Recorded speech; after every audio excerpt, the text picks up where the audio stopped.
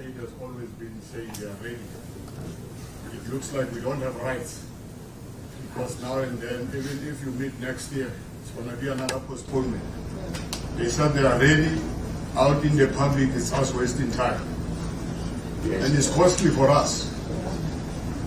Mr. Makashule, unfortunately, we have to put the road forward, and it's not only the prosecution that may have some problems, but also Defence Council have problems in the near future, and then more importantly this court has problems because other cases has been allocated to it. There's absolutely nothing that I can do about it, but I take note of what you are.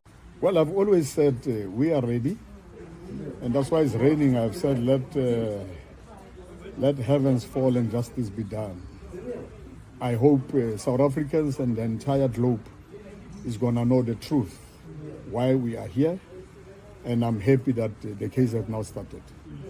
Are you ready for the charges to be put to you? I've always